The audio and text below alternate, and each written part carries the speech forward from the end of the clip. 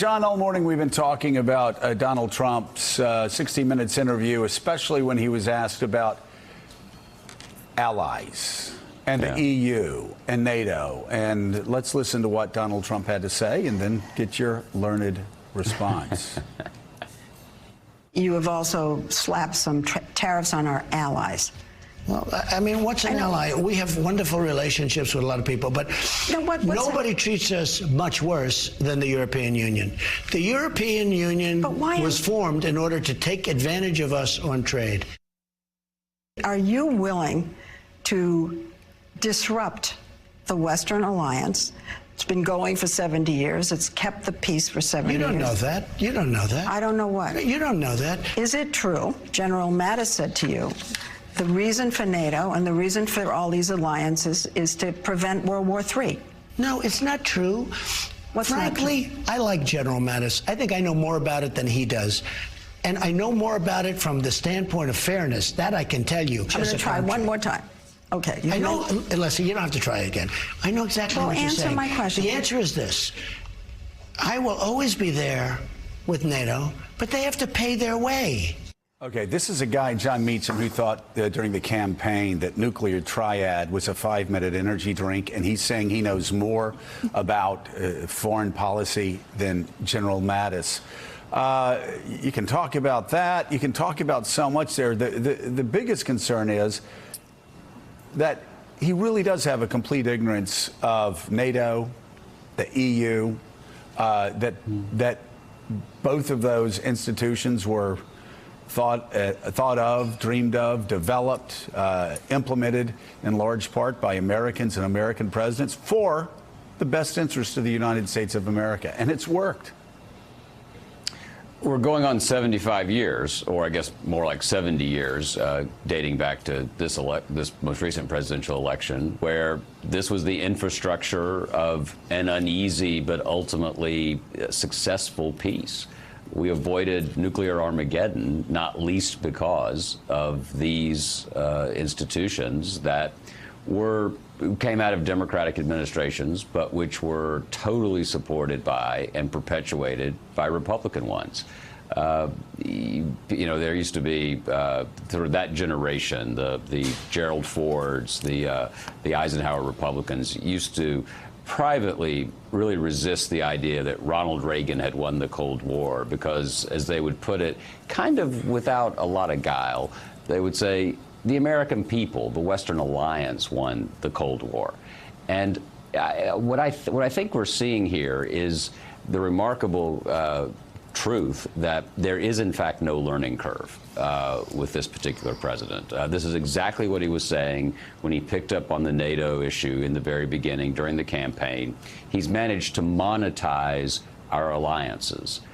He's managed to see everything as commerce. And I think Mattis has been an important check. You know, you hope that if Mattis were to go, there would continue to be at least some sense that Trump's bark is not as bad as the bite, but we don't know. Well, I mean, Donald Trump is operating in an alternate universe,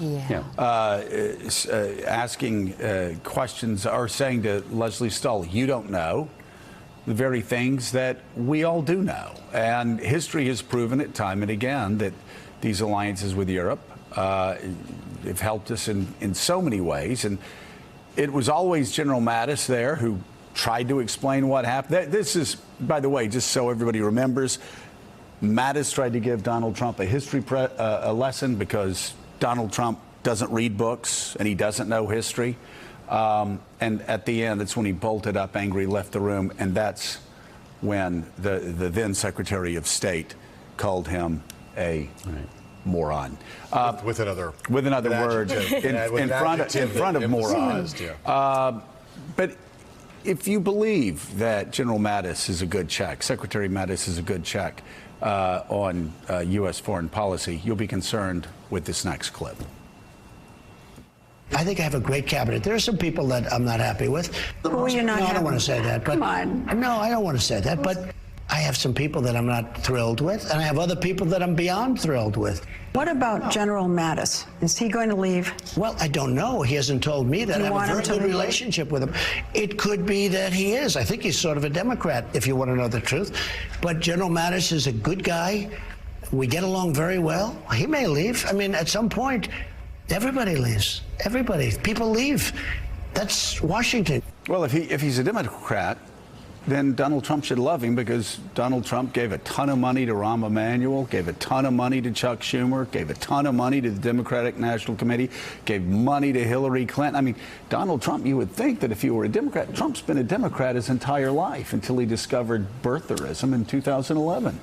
That's interesting. Clearly, this president doesn't want to fire General Mattis. But what this is whatever the opposite is of a ringing endorsement. That's what we got. I think he's hoping that essentially he gets the message and leaves. But as you suggested, at that early meeting at the Pentagon, General Mattis essentially is the embodiment of the bipartisan foreign policy tradition of American leadership. The problem is that he's working for someone who rejects the idea of what America's done over the last 70 years. Donald Trump believes that the burdens and costs of what we've done in the world far outweigh the benefits. General Mattis is just the opposite. He believes the benefits far outweigh the burdens and costs. So they're not on the same page. And the issue is, if he's not there, who will basically stand up for the inheritance for this system that we essentially have taken over? And it's not obvious to me. It's not going to be John Bolton. The question is whether Mike Pompeo will do it. So it's not obvious to me who essentially represents the inheritance of American foreign policy that has worked so well for 70 years. Yeah. Not obvious there's anybody else other than General Mattis. Do you remember back in the day when Trump appointed Mattis first, and the immediate aftermath of that, he always said over and over again, he called him Mad Dog. Loved him because he was Mad Dog. I'm convinced that the only reason he appointed him was because he liked the nickname. He was like Mad Dog. That sounds. I love saying Mad Guy. I got a Secretary of Defense named Mad Dog Mattis. Well, that was it. He didn't know anything about it when he appointed him. Actually, Elise, people laughed that knew Mattis, because they said he was more General Marshall than he was General Patton. But Trump didn't know that. He was distracted by the nickname. And let's consider just how far Donald Trump's evolution, or lack thereof, has come since the point of General Mattis' first meeting with Donald Trump. General Mattis explained that nuclear weapons cause a lot of destruction.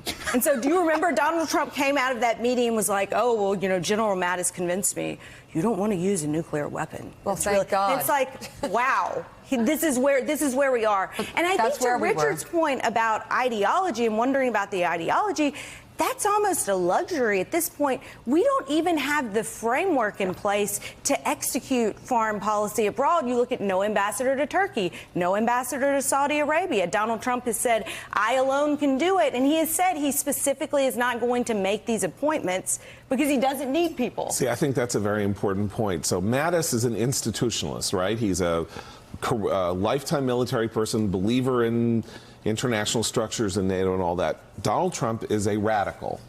He is a radical outsider, and for him, all of these things are structures that are limiting to America, to him as a person, to him as a president. And when he was unsure of himself as the leader of the United States, he wanted to surround himself with uniformed people who would make him look strong.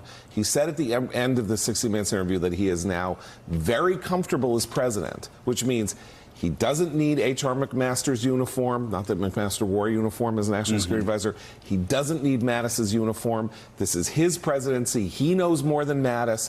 And therefore, that thing that he had, the insecurity he had about showing proper strength by having a lot of medals on the chest of the guy behind him, he no longer needs. And therefore, the clock is ticking on Mattis. And Kelly. And John Kelly, right, as chief of staff, exactly. Thanks for checking out MSNBC on YouTube, and make sure you subscribe to stay up to date on the day's biggest stories. And you can click on any of the videos around us to watch more from Morning Joe and MSNBC. Thanks so much for watching.